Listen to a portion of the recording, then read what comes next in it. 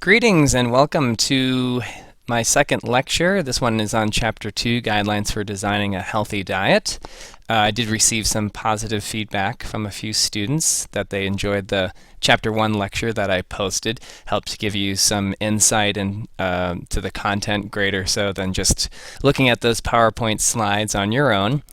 Again, as I mentioned, we're covering guidelines for designing a healthy diet. This is actually a pretty long chapter in that it covers many different concepts: food labels, My Plate, dietary guidelines for Americans. There's a section on research studies and supplements. So it's a pretty big, in-depth chapter. You also have a couple discussions, and remember that you only have to participate in a total of 15 discussions for the semester. Okay, so it amounts to about one per week, but you can go about and pick and choose your own discussions that you want to participate in. This week I will enforce the 10 initial student posts. So if we go beyond that, I'm gonna try to catch before we get to that point.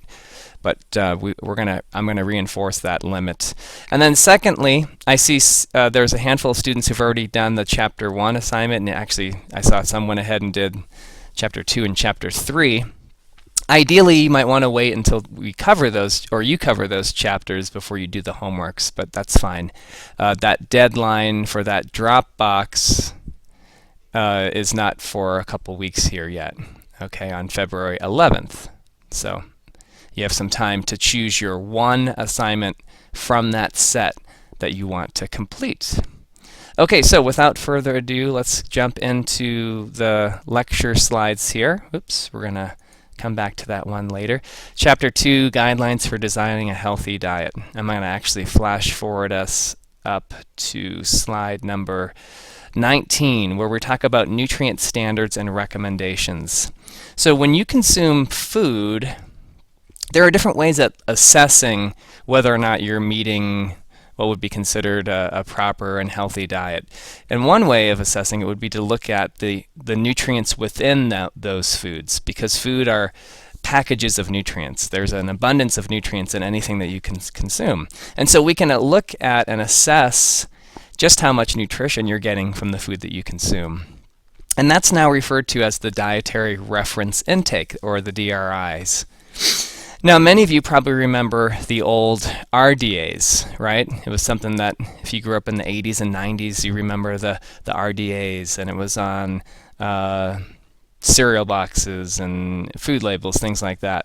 So the RDAs are still a way that we assess nutrient status, but they're actually a smaller subcategory under this larger umbrella term of the dietary reference intakes.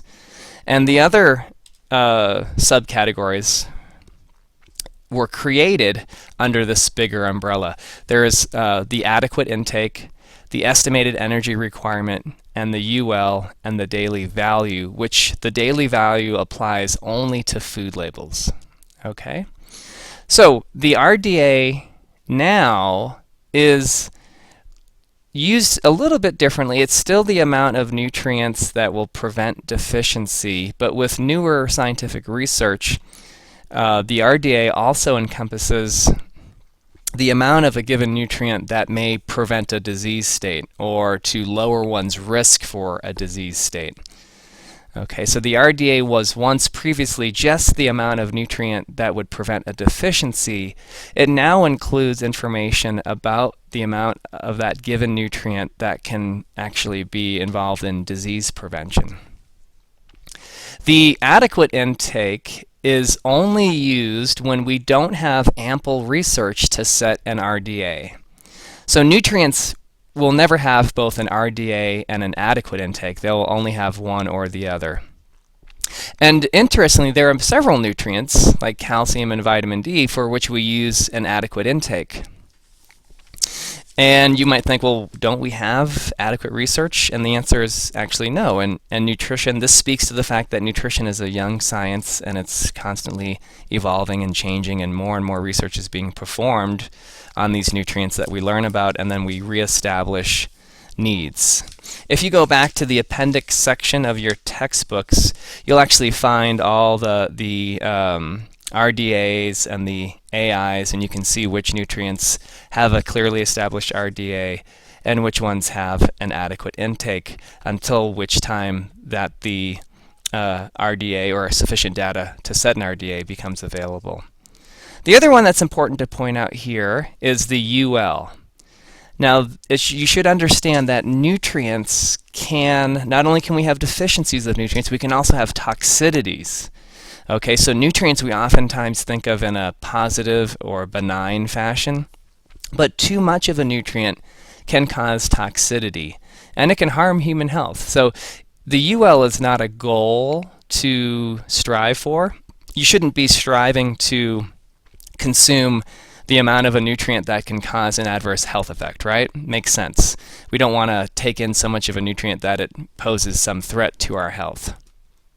You should be aware that ULs exist for many, not all nutrients, but many nutrients, and that typically the UL only becomes an issue when we're talking about supplementation or food fortification. In other words, let's talk about vitamin C, for example. I know vitamin C will be covered in depth in Chapter 10, so that's further down the road. But vitamin C has a UL, which is 2,000 milligrams. You're not likely to consume so many oranges, so many citrus fruits, so many strawberries, peppers, kiwis, etc., that you would actually exceed or meet that UL. But you could very easily hit that UL if you're doing things like taking a daily vitamin C supplement. Maybe you get sick or ill and you take those emergency packets. Each one of those has 1,000 milligrams of vitamin C. It's not unrealistic to think that people might take 2 of those a day and hit the UL for vitamin C. So be mindful of that the UL typically applies not to food consumption. You're not likely to poison yourself or get too much of a nutrient from food, but very easily it could happen from supplemental sources. Okay, let's talk about the dietary guidelines for Americans. These are updated every 5 years, and they're evidence-based, that being based on the most recent scientific research. They are on the 7th edition currently, and right now it's 2013, and so researchers and scientists are scouring through and looking at the evidence to help develop the next set of dietary guidelines for Americans, which would come out in 2015. Now, the one thing that you should understand about the dietary guidelines for Americans is that it represents a pattern of eating, but it's not necessarily individualized, because just as the name states, it's the dietary guidelines for Americans, for all people. So think of it as kind of population-based and yet still evidence-based guidelines for food consumption. Now, very closely intertwined with the dietary guidelines for Americans is a new nutrition education tool in our country. It's called MyPlate, which was introduced in 2011, and it replaced the old MyPyramid. Now, MyPyramid, as some of you may know, replaced the Food Guide Pyramid. Okay, so there's been an evolution here with these nutrition education tools, going back to the Food Guide Pyramid that you see shown here. That should be a highly recognizable figure, I think, for many of you. And that was replaced in 2005 by MyPyramid, which between 92, when the Food Guide Pyramid was released, in 2005, we had the wonderful invention of the internet.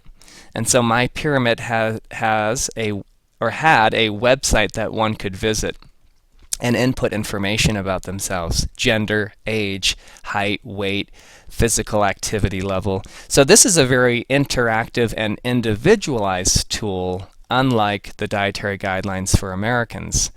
Now, MyPyramid was recently replaced in 2011, as I said, by MyPlate. And so you see now they've done away with the pyramid shape, which I think was a good thing. I don't know if you agree with me. And they've gone with a plate with a cup off to the side representing dairy. And so using this plate, it can help us to configure our meals. So many people see this as a big enhancement or advantage over the previous MyPyramid. Still has a website, still has that interactive component. In fact, if you are going to do the Chapter 2 homework assignment, that involves going to the MyPlate Super Tracker, in which you would input your food intake and see how well you meet these governmental guidelines for these food groups and categories. Now, the reason why I have that assignment, you might be saying, well, we have NutriCalc. Well, you only have a 1-year access to NutriCalc. The MyPlate Super Tracker will be around for as long as MyPlate exists. And so I want you to be aware that there's other tools out there for assessing dietary intake. But you can see side by side, as you see on the slide in front of you, that there are some differences between MyPyramid and MyPlate. So you can look at those and see the different representation, and some people say, well, yes, we do eat off of a plate, but they did away with the physical activity component that's shown with the individual hiking up the side of the pyramid. Other organizations, like the Harvard School of Public Health, they have created their own healthy eating plate. And they added a lot more text. They do have, as you see here, a little visualization or a representation of physical activity. So they're doing different things. I'm not going to tell you which plate is the best plate. I will let you make that decision for yourselves. They're all a little bit different, and they all provide different education and different interpretation of what constitutes a healthy diet. So I think it's just helpful to know what's out there and what exists in terms of that information. Okay, I can see I'm getting close to down on my time here. The last thing I wanted to talk about was the nutrition label. The nutrition label is a source of confusion for many people, perhaps yourself included. The text does a decent job of helping to break down the food label into the information that's mandated and required by the Food and Drug Administration. And so I feel like, or I'm hopeful that once you have read through that section, the food label maybe will be not as confusing as it maybe once was for you. Let me flash forward up here. One of the things that you'll see, in addition to just plainly the nutrient quantity of foods, are different claims that are permitted on food labels. And many of these claims are regulated by the FDA. In fact, if you look at page 68 of your textbooks, that's table 2-10, the text does a nice job of breaking down the different claims that are permitted that have very specific definitions. One of those categories is that of health claims. Now, in order to have a health claim, it has to meet certain criteria by the FDA. And there has to be something within that food, or the food itself, or a nutrient within that food that does or can possibly lower one's risk for a disease state. You'll always see the words may or might included in that qualified health claim. So lots of you are familiar with a cereal such as Cheerios. It's in our text on page 69. It says that it can possibly, or it may, reduce one's risk for heart disease if part of an otherwise heart-healthy diet with an abundance of fruits and vegetables and regular physical activity. So that's what a qualified health claim is. You'll also see claims related to the nutrient amounts. So if there's very little sugar, fat, cholesterol, a food can be labeled as being free of that substance. If there's a lot of a nutrient, such as, say, fiber, it can be called a high source of fiber. And lastly, there are other claims that are permitted, although they don't always necessarily mean that that food is a positive, good, and healthy choice. So you have to be careful with the interpretation of things like, say, light, which may actually be a descriptor for the color. Commonly, people will purchase light oil, and that light oil is in reference to the color of the oil, not in reference to its fat content. Okay.